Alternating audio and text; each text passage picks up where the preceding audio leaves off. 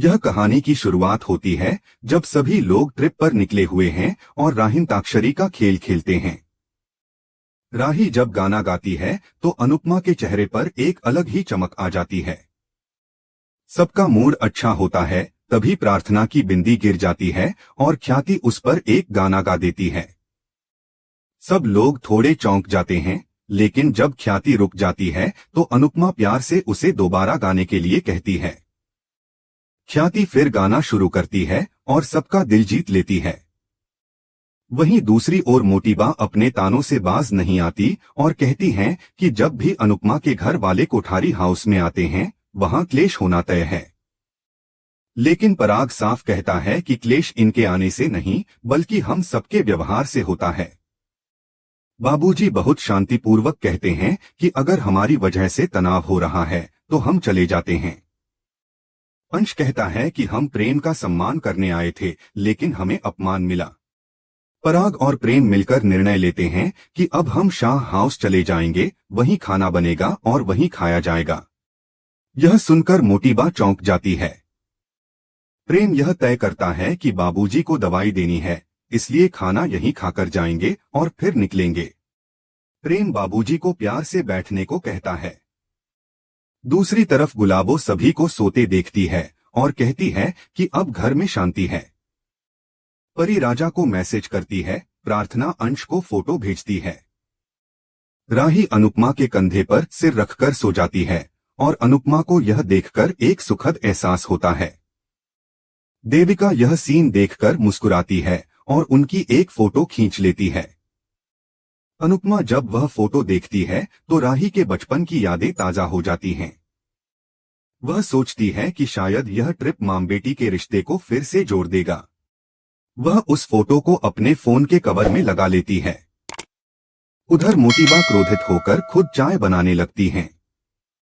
प्रेम और पराग हैरानी से पूछते हैं कि आप यह क्या कर रही हैं? मोटीबा गुस्से में जवाब देती है कि मैं क्या हूं? अनुपमा के घर वालों की नौकरानी? प्रेम शांत भाव से समझाता है कि आप हमारे लिए बहुत खास हैं, पर जब आप अपने ईगो के कारण अपनी गलती नहीं मानती तो हालात बिगड़ते हैं। पराग कहता है कि हम न तो मेहमानों का अपमान सह सकते हैं, न ही आपको परेशानी में देख सकते हैं, इसलिए हम शाह हाउस जा रहे हैं।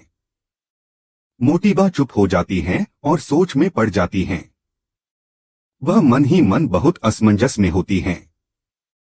प्रेम कहता है कि राही और मोटीबा दोनों ही जिद्दी हैं, बाकी सभी रिश्ते सुधर गए हैं, लेकिन ये दोनों अभी भी वहीं के वहीं हैं। वह उम्मीद करता है कि अनुपमा और राही के रिश्ते फिर से सामान्य हो जाएं। दूसरी ओर बस एक झटके से रुकती है तो राही उठती है और पीछे चली जाती है।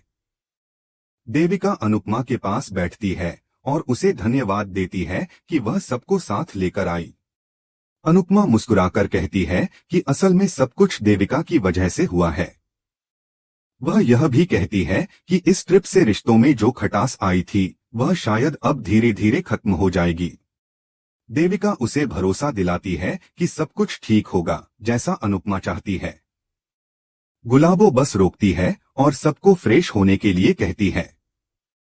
लीला मजाक में कहती है कि कहीं हमारा सामान चोरी ना हो जाए। गुलाबो उन्हें विश्वास दिलाती है कि वह बस लॉक करके रखेगी। सब बस से उतरते हैं और थोड़ी मस्ती शुरू होती है। लीला शिकायत करती है कि उसे एसिडिटी हो रही है, तो सरिता तंज कसती है कि अगर इतना खाओगी तो गैस ही बनेगी। इस पर सभी लोग हंसने लगते हैं। दोनों में बहस होती है, लेकिन अनुपमा सिचुएशन को समझदारी से संभाल लेती है। सरिता लीला से मजाक में कहती है कि अपनी गैस से सिलेंडर भर दो और सभी फिर से हंसने लगते हैं। अनुपमा लीला को एक घरेलू नुस्खा बताती है जिससे एसिडिटी में राहत मिल सकती है। लीला मजाक में कहती है कि औरतें कहीं भी चली जाएं, अपना किचन साथ लेकर ही चलती हैं। किंजल बताती है कि गुलाबो ने कहा है कि सबको 15 मिनट में वापस आना है। सरिता फिर मजाक करती है कि गुलाबो हर समय डांटती रहती है। लेकिन देविका और अनुपमा गुलाबो की तारीफ करती हैं कि वह कितनी जिम्मेदार है। सब अलग अलग दिशा में चले जाते हैं। अनुपमा तब एक बेहद खूबसूरत नजारा देखती है और ठिठक जाती है। देविका पूछती है कि क्या हुआ। अनुपमा उसे वो दृश्य दिखाती है और देविका देखकर कहती है कि हमारे आसपास कितनी सुंदर चीजें होती हैं, लेकिन हम देख ही नहीं पाते। अनुपमा भी सहमत होती है और कहती है कि हम उन्हें देखना ही नहीं चाहते, इसीलिए वे छूट जाती हैं। कहानी इन सब भावनाओं और रिश्तों के उतार चढ़ाव के बीच आगे बढ़ती है, जहां एक और कुछ लोग अपने ईगो में उलझे हैं तो दूसरी तरफ कुछ रिश्ते अपने आप जुड़ते जा रहे हैं। सबकी उम्मीदें जुड़ी हैं कि यह ट्रिप रिश्तों को फिर से मजबूती दे और जो दूरी आई है वह मिट जाए। अनुपमा के दिल में भी यह ख्वाहिश जागती है कि मां बेटी के बीच की दूरियां मिटें और एक नया रिश्ता जन्म ले।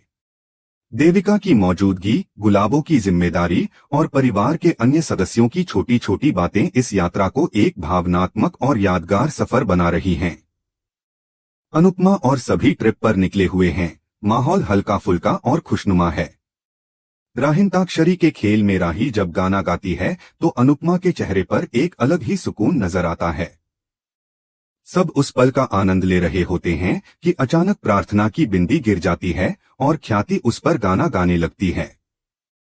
सभी हैरान हो जाते हैं, लेकिन जब ख्याति रुकती है तो अनुपमा प्यार से उसे फिर से गाने को कहती है।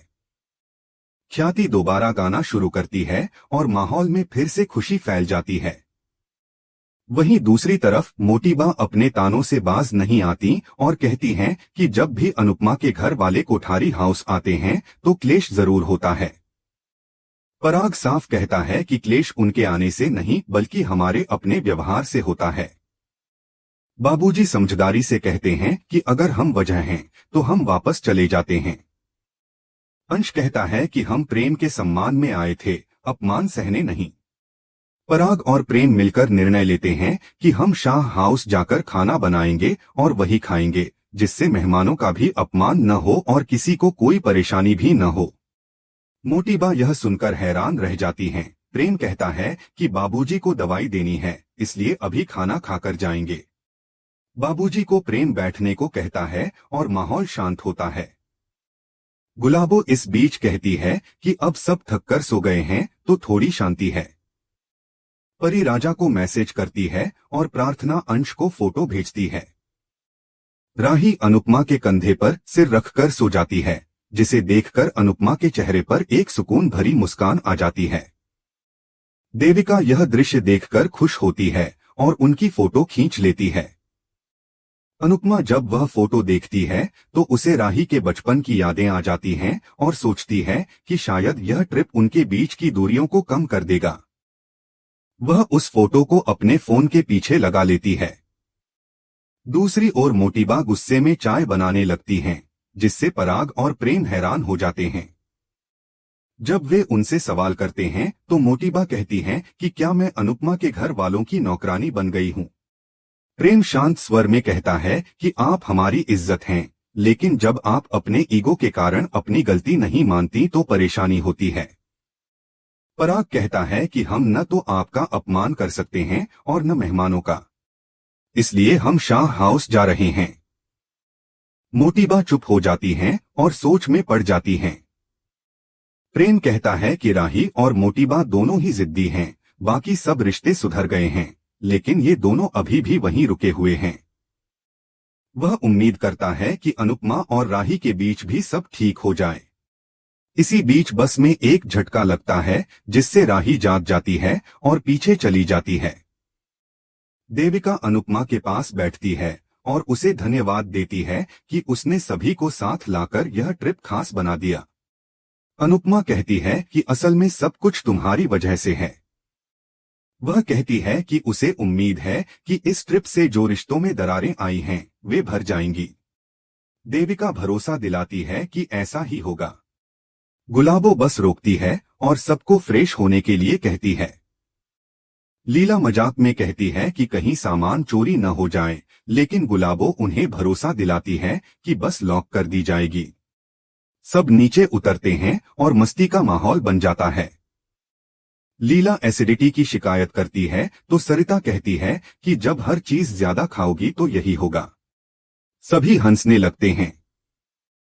अनुपमा सबको समझाती है और एक घरेलू नुस्खा देती है। लीला कहती है कि औरतें कहीं भी चली जाएं, अपना किचन साथ जरूर ले जाती हैं। किंजल बताती है कि सबको 15 मिनट में वापस आना है। सरिता कहती है कि गुलाबो हर समय डांटती रहती है, लेकिन देविका और अनुपमा उसकी तारीफ करती हैं। सब अपने अपने रास्ते चले जाते हैं। तभी अनुपमा को एक खूबसूरत नजारा दिखाई देता है और वह ठहर जाती है। वह कहती है कि हम देखने के लिए रुकते ही नहीं हैं, क्योंकि जिंदगी की रफ्तार में वक्त ही नहीं मिलता। देविका कहती है कि चलो आज सब रोक देते हैं और नजारा देखते हैं। अनुपमा खुशी में अनुज का नाम चिल्ला देती है, जिससे देविका पूछती है कि तुमने आज भी अपना नाम नहीं लिया। तभी अनुपमा को अनुज की आवाज सुनाई देती है और वह हैरान हो जाती है। देविका पूछती है कि क्या हुआ, लेकिन अनुपमा बात टाल देती है। जब देविका चली जाती है तो अनुपमा खुद से कहती है कि न जाने क्यों लगा जैसे अनुज ने पुकारा हो। इसके बाद अनुपमा और देविका बैठ जाती हैं। तभी अनुपमा देखती है कि एक आदमी राही को घूर रहा है। उसे अपने अतीत की घटनाएं याद आने लगती हैं। देविका उस आदमी को सबक सिखाना चाहती है, लेकिन अनुपमा उसे रोक लेती है। वहीं पाखी ढाबे पर पिज्जा ऑर्डर करने की कोशिश करती है तो जसप्रीत उसे बताती है कि यह ढाबा है, यहाँ पिज्जा नहीं मिलेगा। सब अपने अपने ऑर्डर देते हैं, लेकिन अनुपमा उन्हें कहती है कि ज्यादा ऑर्डर मत करो, हम घर से खाना लाए हैं। राही वहां से उठकर जाती है और अनुपमा उसे देखती रहती है, मन ही मन चिंतित होती है। तभी अनुपमा टेबल पर बनी एक ड्राइंग देखती है और उसकी फोटो ले लेती है। वहां एक छोटी बच्ची आती है जो कहती है कि उसका नाम गेस करें। हिंट के बाद अनुपमा उसका नाम जया बताती है और जया खुश हो जाती है। जया बताती है कि ड्राइंग उसने बनाई है और उसे यह बहुत पसंद है। देविका उससे पूछती है कि वह यहाँ क्या कर रही है, तो जया बताती है कि उसकी माँ यहाँ ढाबे पर खाना बनाती थी, लेकिन अब हॉस्पिटल में भर्ती है। जया रोने लगती है और देविका उसे गले लगा लेती है। ढाबे का मालिक बताता है कि जया की माँ बहुत बीमार है और उसका दुनिया में कोई नहीं है। यह सब सुनकर देविका भावुक हो जाती है और जया को फिर से गले लगा लेती है। अनुपमा को वह पुराना पल याद आता है जब शादी के बाद देविका ने शिकायत की थी कि अनुपमा ने उसे भूल गई है। अनुपमा ने कहा था कि बच्चों और घर के काम में इतना उलझ गई थी कि समय ही नहीं मिलता। उसी दौरान अनुपमा को लीला का कॉल आता है और वह बताती है कि सबके टिफिन बना दिए हैं। देविका तब कहती है कि उसने फैसला किया है कि उसे बच्चे नहीं चाहिए और यही उसकी शादी की शर्त होगी। अनुपमा कहती है कि शादी के बाद ममता आ ही जाती है, लेकिन देविका इनकार करती है। अनुपमा कहती है कि जब तुम्हारा बच्चा तुम्हें गले लगाएगा तब तुम्हें सब समझ आ जाएगा। देविका कहती है कि बच्चे दुनिया के सबसे मुश्किल प्राणी हैं जो पैदा होने से पहले ही खून चूसना शुरू कर देते हैं। अनुपमा मुस्कुराकर कहती है कि जब बच्चा गले लगता है तो सारी थकान खत्म हो जाती है। वर्तमान में अनुपमा देविका को देखकर भावुक हो जाती है और राही के बचपन को याद करती है। वह टेबल पर बनी ड्राइंग के पास बैठकर दूसरी ड्राइंग बनाती है और अपने मन की भावनाएं उसमें उकेर देती है। देविका जया को हंसाने और खुश करने की कोशिश करती है, जिसे देखकर अनुपमा को सुकून मिलता है। अनुपमा की ड्राइंग पूरी हो जाती है और वह संतोष के साथ उसे देखती है। इसी के साथ एपिसोड खत्म होता है। अगले एपिसोड में सब सरिता के गांव पहुंचते हैं। वहां अनुपमा को समर की आवाज सुनाई देती है। वह कहती है कि बार बार समर की याद आ रही है, ऐसा लग रहा है जैसे वह आसपास हो। देविका कहती है कि शायद समर कुछ कहना चाहता हो या उसका इस गांव से कोई जुड़ाव हो। रात को समर आता है और अनुपमा उसे देखकर चौंक जाती है।